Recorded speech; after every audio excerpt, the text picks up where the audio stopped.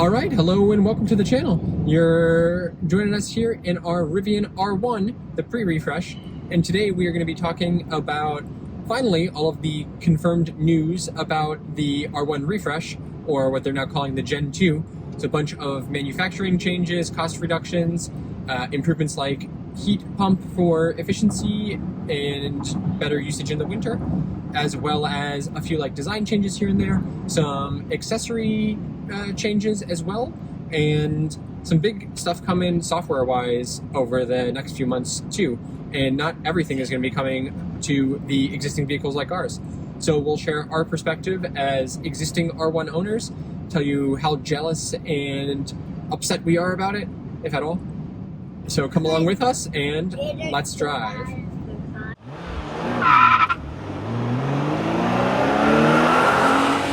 Let's ride. Alright dear, so we clearly made a huge mistake. We got our R1 too early, 6 months too early, and should have just waited until the refresh came out, right? No. Okay. So I've been digesting the news for the last several days now, and you just went through all of the latest news and stuff. So why don't we break down the changes and kind of what we think about them. So what was first? Well, so I guess like the synopsis is it's not really like updates for the consumer, it's more updates for Rivian as a whole. So I think they said Q1 Rivian posted a $1.5 billion loss.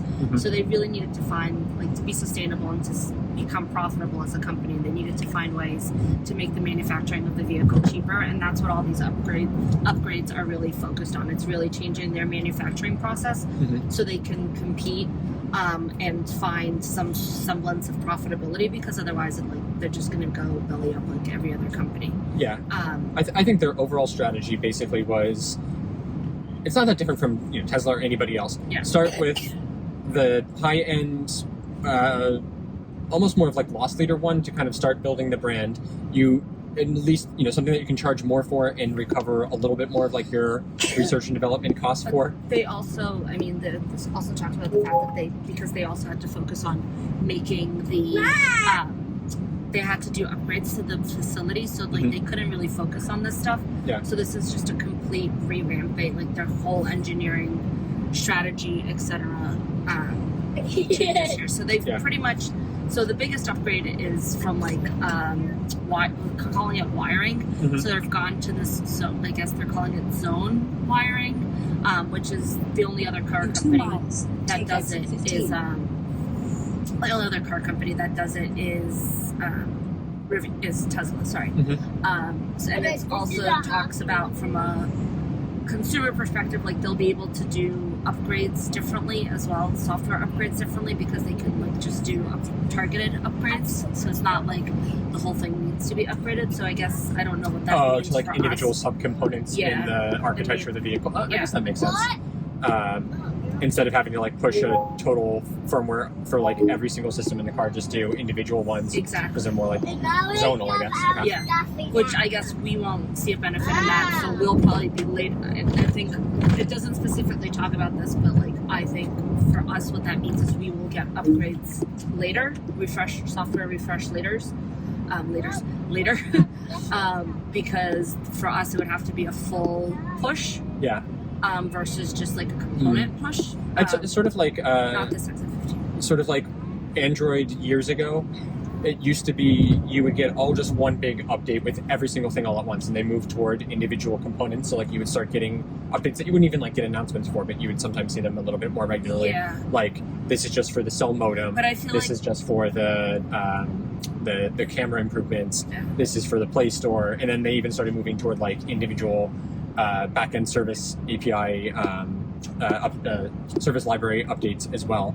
Yeah. With that, like how like the Tesla one gives you like this is just have like the little updates. bugs and it doesn't tell you like I don't know a language or whatever. So that seems to be the biggest thing. The second biggest thing is they've added is now the lithium battery instead of just the nickel. Yeah. Battery, so longer. LFP instead, in addition to NMC, which NMC is great. That's what we have in here. It is what are the advantages of it? So the advantage is actually longer life, less. So the the wear and tear on the battery from charging. That's LFP. LFP is better than the high grade nickel. And with that, you can charge to 100% every single day, and they actually recommend that you do it at least once a week to recalibrate. So that's actually a great benefit, because instead of just limiting yourself to 70, 75% all of the time like we do, you can always use 100% of the battery, of the range. And so so like even if you get like the standard or the standard plus one, which has less range than the large, because you're using 100% of that every day, you can get basically the same range as what we're effectively getting on a day-to-day basis with the large one. And same thing with like the large, the MACS and stuff. So it doesn't make a difference at all for road tripping, but it's nice on a day-to-day basis. And then it's cheaper also. Obviously, it's cheaper for them to... Yep. So all of this is saving them thousands, hundreds of thousands in each manufacturing step, which as a consumer, you're not going to see, right? Because the whole point here is not for the consumer to benefit, because the consumer is already kind of, from their perspective, priced low, although low is relative from what their manufacturing costs are. So they need to bring their manufacturing costs down to maintain their sustainability. So they can get to profitability, and they need to make it long enough to get to the R2 and then R3 launches, because that's when they'll see the most sales. And they needed to make these changes in order to benefit them on the R2 and the R3 in order to be able to bring these building components to those models. Oh, yeah, okay. So and a lot of this stuff, so you're saying like a lot of this would be for the R2 and the R3 also, right? Yeah. That makes sense, because even some of the cosmetic changes that there are, like the light bar and the headlight changes, so there's just like slight adjustments to those. They're now exactly the same, or maybe not exactly, but they look much more similar to what was displayed with the R2s already. So I guess that could just be because they were using those parts. But, and like tweaks in manufacturing to figure out how it'll fit overall on the manufacturing line. Yeah, but that makes a lot of sense. The third thing was a heat pump, so I didn't really fully digest it. It's a lot. There was a lot of words in the article. I think it could have been a condensed part, but basically it's a heat pump that helps with the heating of the battery. So especially in the winter time, to get it up to temperature to charge, to run it talked about running the heat inside the car in the winter, and also to help with some of that phantom drain in the winter, even when you're in a parked state, where you have battery drain just because it's cold out. So that seemed to be like the other major component change. I think it makes a difference.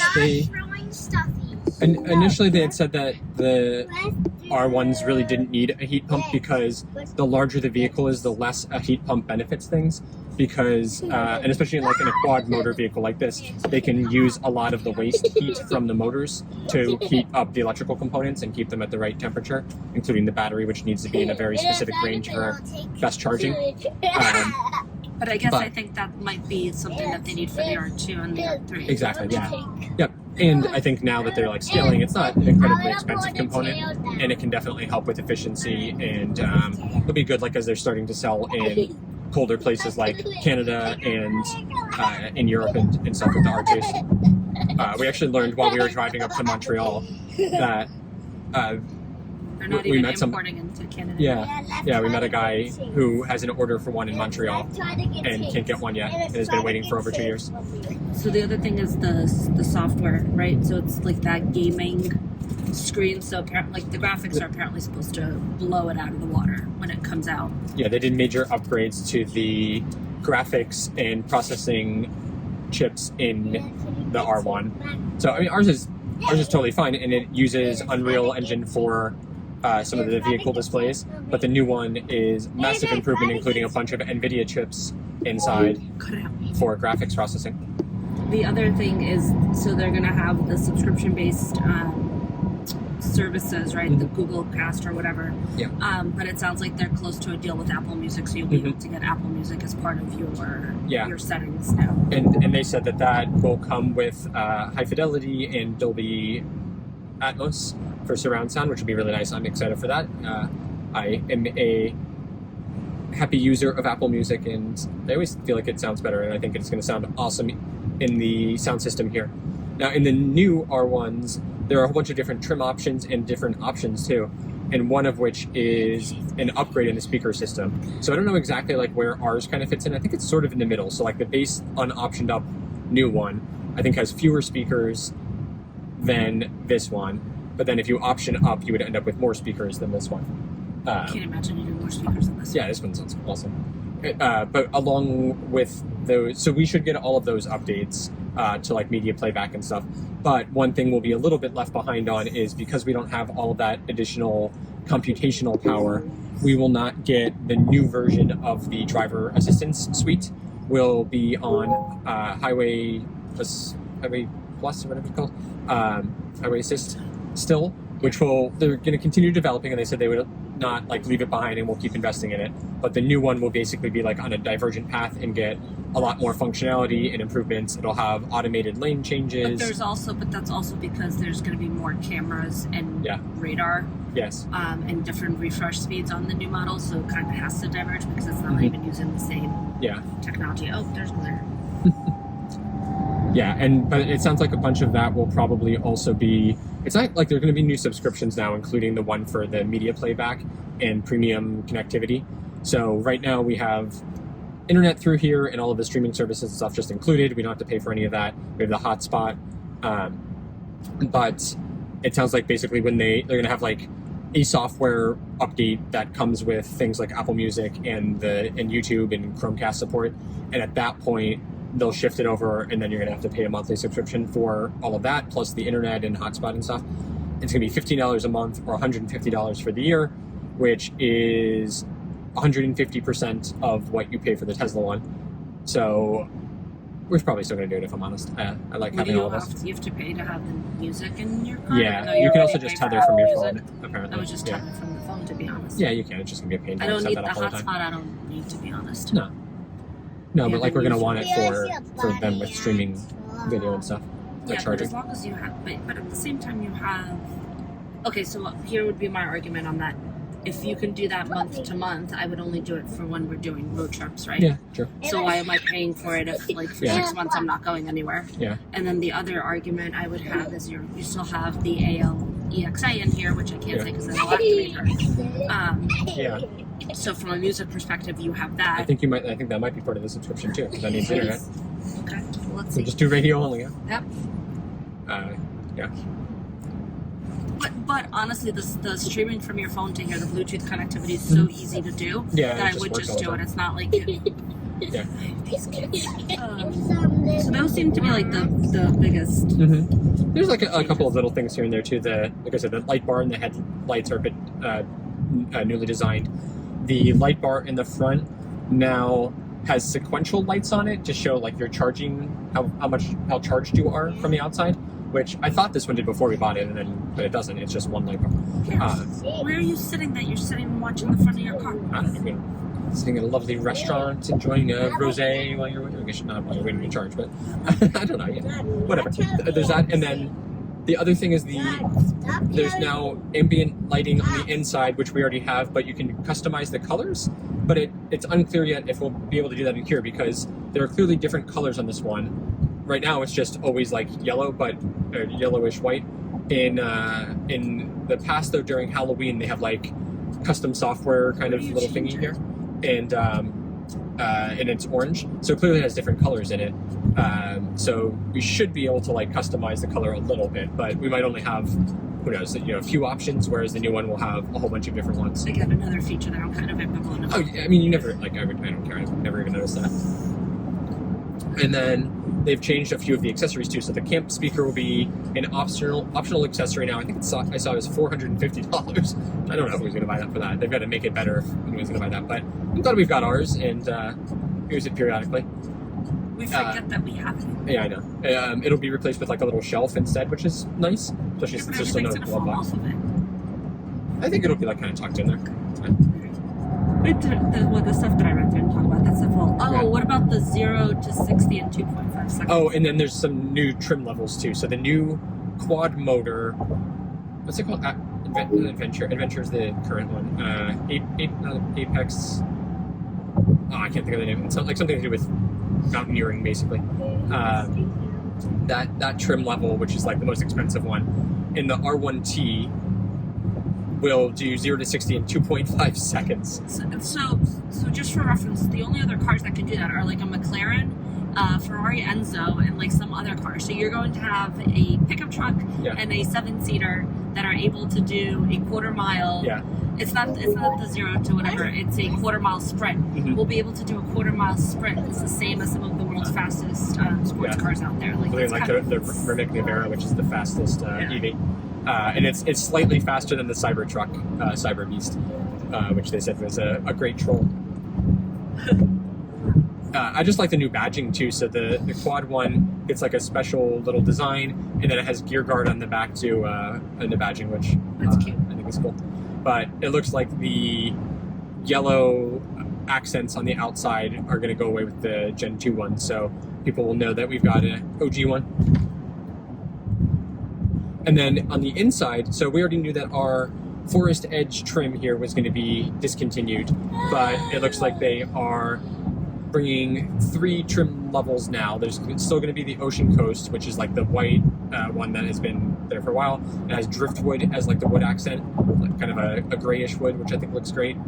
Then I don't remember the names of the other ones, but there's one that's sort of like this, but a bit lighter and not green. Like a walnut. Was it a walnut? Yeah, and then there's like a walnut wood one with, I think whites,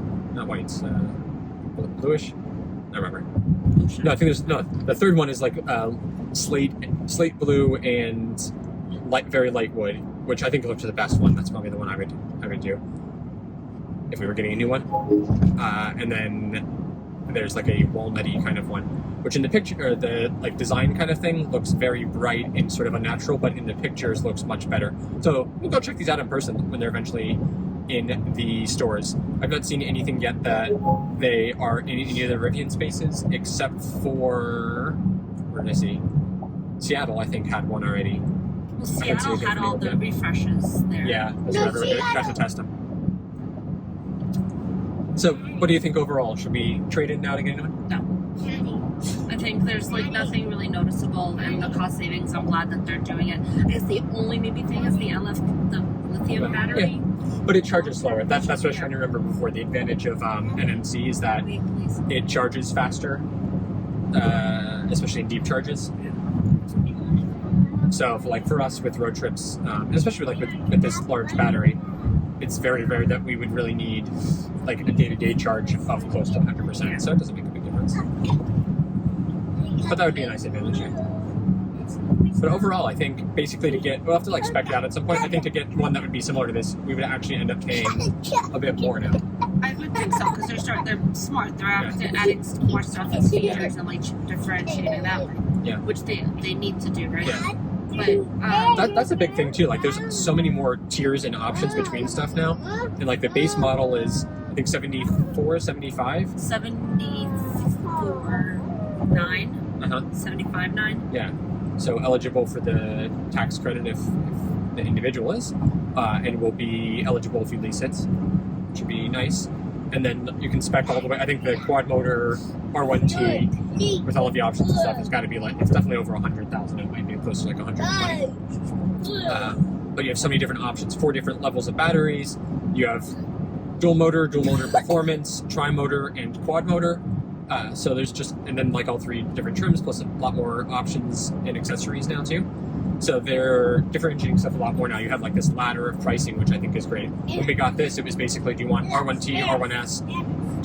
They only had the large pack, and it was still only quad motor at that point. Then they added the dual, they added the other battery levels, and starting with the MACS and the standards.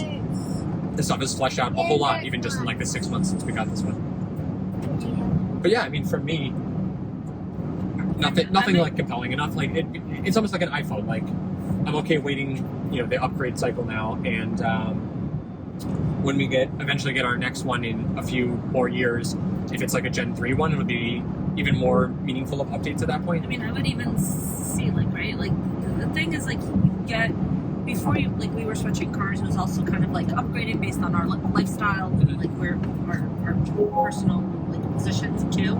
Now, like, this car is just so nice, like I don't feel the need to change it. Like, it's a very enjoyable car. So like, you're gonna like, exactly. I think the iPhone is a nice comparison. Like, is it really going to be worth the money and like the changing it, etc., or do you just continue with the vehicle that you have? Yeah. As long as it's still meeting your life and like life's going to be very different by the time Gen 3 comes out for us too. Right. Well, I think our next review is going to be the R2 for me, so. We'll talk about that. But I think it's interesting that Rivian's kind of taking this approach because they were sort of doing like the Tesla thing where they roll out incremental improvements, just like week over week almost in the factory, and the car that you would get today is slightly different and improved from one that you would get a month ago, and it would continue that way. And now they've done, I'm sure they'll keep doing that, but like having this big refresh that they can make a little bit more like splashy news and stuff with, I think is also a really smart thing for them, especially where they are right now. They got so much attention this week with all of the headlines. And well, they're also positioning themselves, right? You have major car manufacturers scaling down on their plug-in situation because they're seeing higher demand for hybrids, and also because the uncertainty of all the election cycles in the U.S. and other ways, you don't know where legislation's going to go. So Rivian's kind of positioning themselves like they're all in on the battery, which is great. Mm-hmm. And now you're giving folks the opportunity to actually customize your car and get something that what you need to fit your lifestyle versus, like you said, having just one of 3 options, and you're like you're Goldilocks, like they don't really fit. Yep. And then especially when they round things out even more with the 2 and the 3, I think the R2 is really the big. Yeah. The vehicle starting at 45 is very different from a vehicle starting at 75. Yeah. So let's see. Yeah. And I hope the manufacturer. Oh, that was the other thing that I remembered. Sorry. What are they making in-house? Because they had a component. Okay, so the motor they were sourcing from Bosch, which is a German company. The quad motors, ours are Bosch ones, yeah. Right. Then the dual they were starting to make in-house. Yeah, so now they're all in-house, and because making them is cheaper than procuring them, that also gives them some leverage on the sourcing of the materials and to make it, so that's another cost. I wonder, remember how when we were in the factory, I was asking what stuff do you make here and there, it was and very, I was asking about the motor, and they were cagey about the motor stuff because I was trying to get information about it, and I knew that that was just when they were starting to do the dual motor, and that they were building it themselves. So he mentioned that, but I was asking about other configurations and stuff, and he wouldn't tell us, and then they wouldn't take us into that part of the factory. I didn't realize that they also make the chargers there, like the Rivian chargers that we just used. It shows that. Yeah. No. But that's cool too. So I guess if they're made in the U.S., they would be eligible for the National Electric Vehicle Infrastructure funding as well, which is probably why they're opening up to others. Yes. So it's exciting for the company, and it shows that he's got a bunch.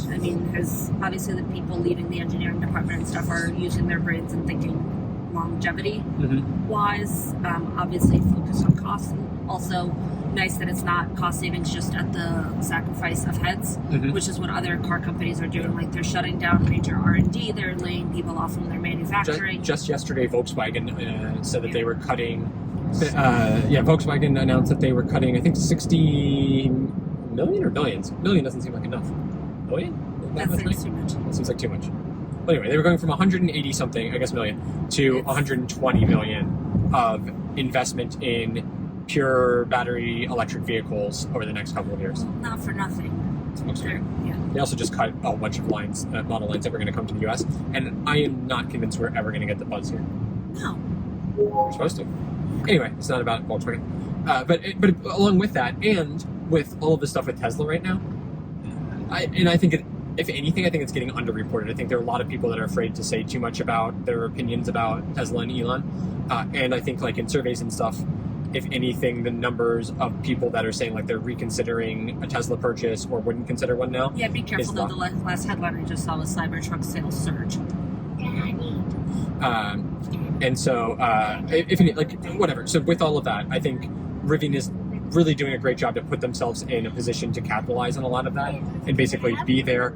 They are the happy, exciting, optimistic brand right now that Tesla was before, and even more so, without even some of the baggage that Tesla had before. And they have the benefit of being in a bit more of a mature market now. But they're not all just about this relentless kind of pursuit of software advances and AI and stuff that was always sort of there for Tesla. And it's oh my God, it's a Fisker. Anyway, and Rivian's thing is we're there to help protect the planet. Not even we're out there for you to save the planet and enjoy your tofu or whatever, soy latte, whatever people call me all the time. Soylent. But like they're just, we're here to help protect and allow you to enjoy the planet that we have, which I think is it's a very positive, good message. It's not just like, hey, we're out to to make sacrifices and stuff. So anyway, so I think all of that together, like between the R2 launch and now this, I think people are much more aware of what Rivian is. They're excited about it, and they're making a lot of really smart moves to set themselves up for the future. And I am very proud to be an owner of it. I'm very excited to have a long relationship with them, and I think they're going to do great. I hope so. I mean, definitely playing the long game, right? There's no short game in the EV thing. It's so unpredictable. Even we look at ICE vehicles and manufacturing and what you can do where, but let's see. Yeah.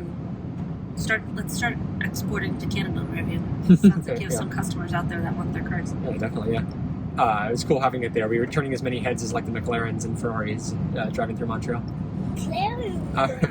All right. Well, let us know down below. What do you think? Are you excited about the refresh? If you're a current first-gen R1 owner, are you jealous and upset? You wish that you had waited? Are you considering trading in for a new one?